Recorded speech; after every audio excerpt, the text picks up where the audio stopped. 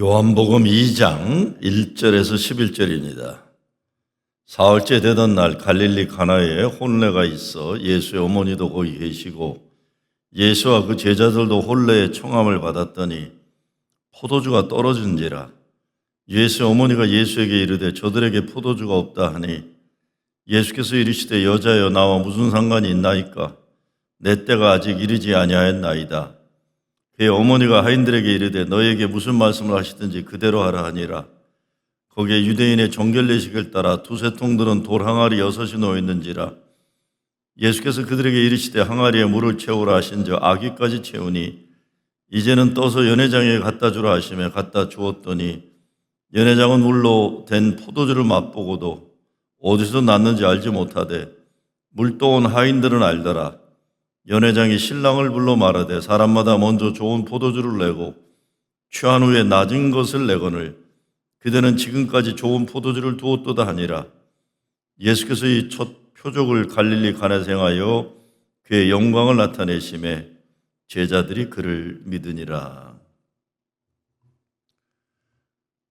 기쁨의 언덕 지난 2달여 본문이 에레미야, 또 에레미야가 끝난 줄 알았더니 에레미야 애가 그래서 죄진 거 벌 받고 죽고 망하고 하여간 끔찍한 얘기가 한 2달 나오다가 아이고 오늘은 그냥 결혼식에서 실컷 먹고 마시는 신나는 이야기가 이렇게 나옵니다.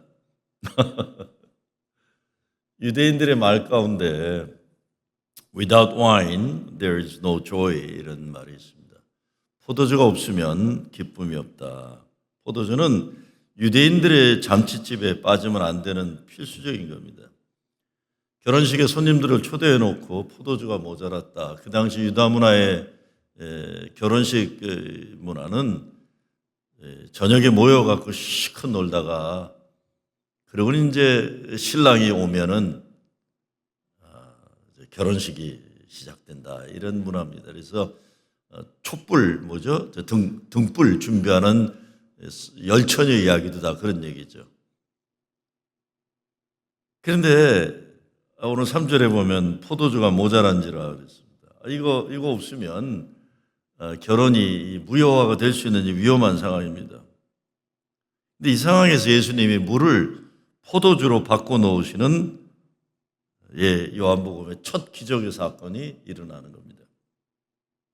집 마당에 놓여 있는 항아리 6통에 물을 잔뜩 부어라 명령하시고 그것을 가지고 그날 잔치 책임 맡은 사람에게 갖다 주라 하니까 이게 포도주가 돼가지고 손님들이 실컷 즐기고 주인 집 칭찬하고 주인은 망신당하려던 삶이 현실이 동네에서 자랑되고 칭찬받는 삶으로 바뀌게 됩니다. 예수님이 초대된 인생이에요.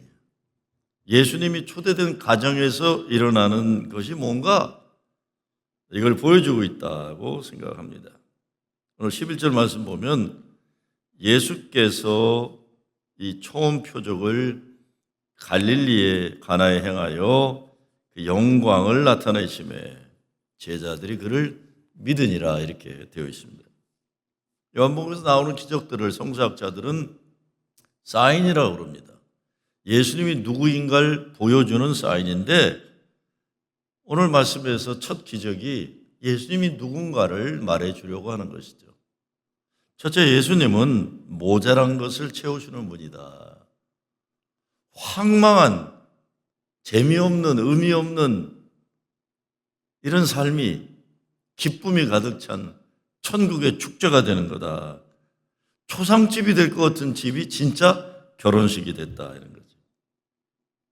결혼 본게임에 들어가기도 전에 손님들이 화가 나서 돌아갈 수도 있는 그런 황당한 상황인데 난감한 인생에서 기쁨, 감사, 칭찬, 자랑 이런 것으로 변화된 겁니다.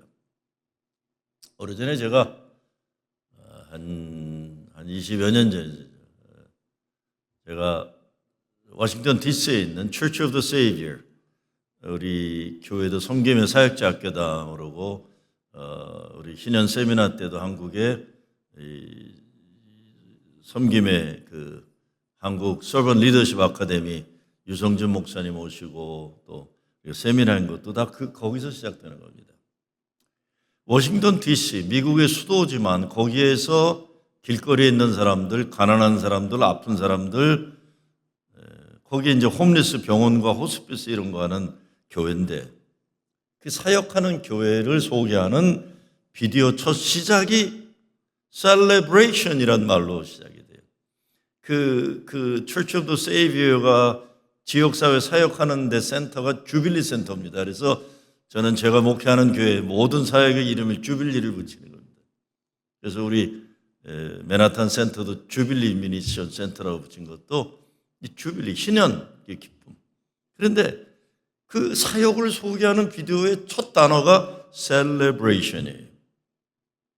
사회에 적응하지 못하는 사람들, 몸과 마음이 어려움을 견뎌내는 삶을 사는 사람들, 그런데 그런 사역을 하는 교회의 가장 중요한 단어는 하나님의 기쁨, 하나님의 축복, 하나님이 원하시는 잔치집 같은 공동체 만들겠다, 이런 신앙 고백이 담겨지는 겁니다.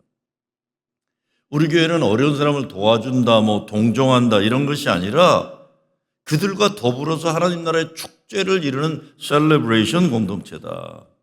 이게 뭐 차이가 있냐? 차이가 있죠. 내가 돈도 있고 건강하고 마음 착해가지고 어렵고 가난한 사람 도와준다. 이거 오래 못 갑니다. 교만해지거나 상대방이 기분 나빠서 못해요. 그런데 하나님이 함께 하셔서 주는 자나 받는 자나 셀레브레이션, 기쁨의 축제가 되면 끊임없이 하늘에서 내려오는 은혜가 하나님이 공급해 주시는 영적인 자원이 우리 밑에서부터 영적인 저수지에서 물을 마시니까 할 수가 있는 거죠. 그게 셀레브레이션이에요. 하나님 함께 하심의 축제, 예수님 사랑 때문에 오는 풍성한 생명의 축제, 신앙생활 가장 깊은 곳에서부터 올라오는 주님 때문에 일어나는 축제의 삶입니다. 우리도 셀레브레이션 회복이 필요하죠. 얼마나 힘들어요.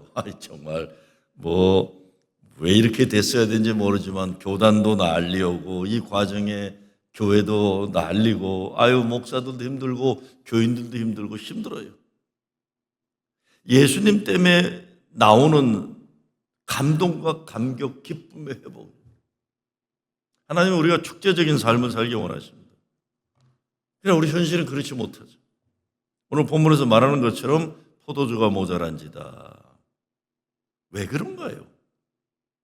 우리 교회도 참다운 예수 사랑의 축제 공동체가 되어야 되는데 뭐가 모자랄까요?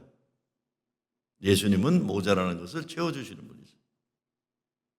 우리 축제를 살도록 하세요. 예수님이 안 계신 삶은 죄가 가득하고 어둠이 가득하고 저주가 있는데 예수님이 계시는 삶에는 구원의 기쁨이 있고 용서가 있고 축복이 있고 빛이 있죠.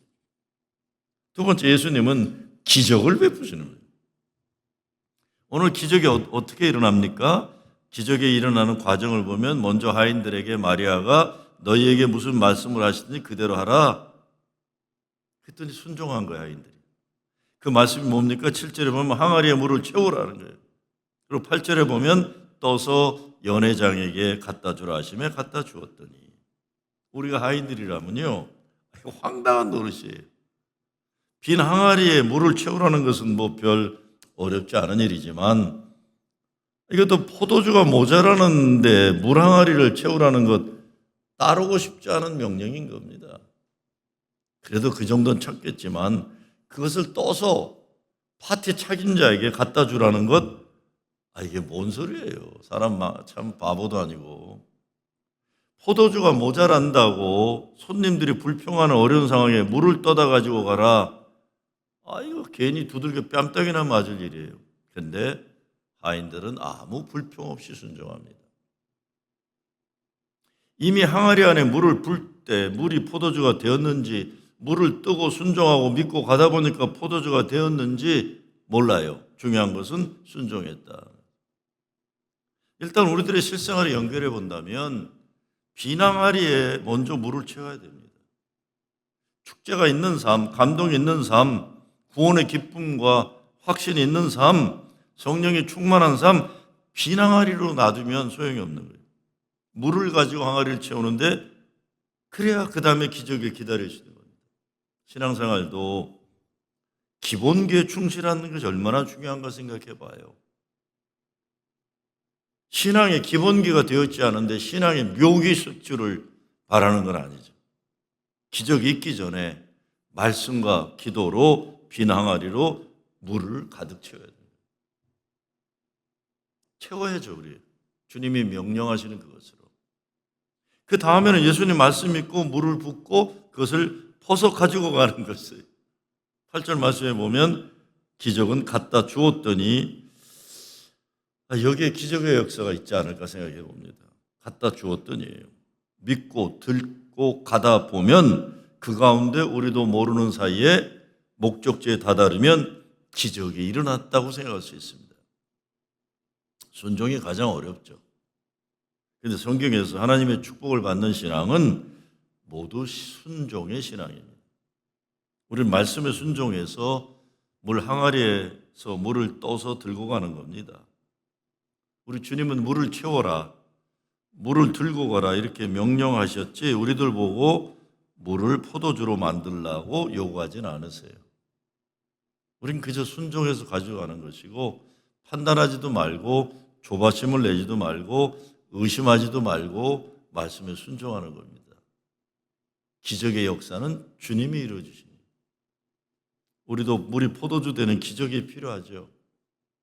아무리 힘들고 어려워도 기적을 포기해서는 안 되죠.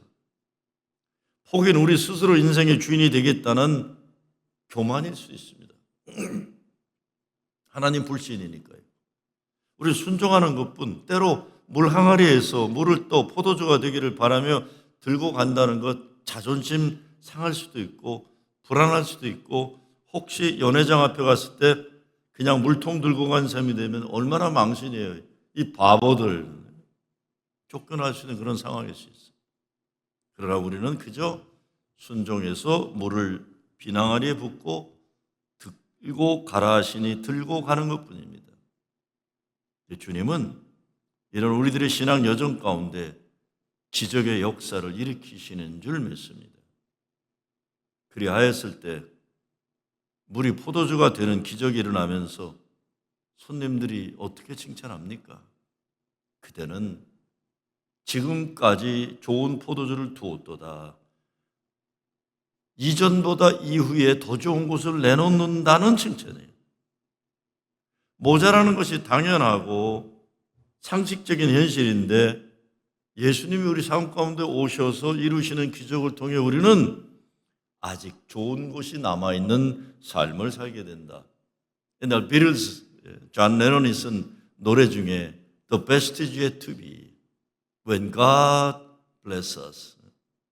When God, 하나님이 축복하시면 우리의 최고 최선은 아직 오고 있다.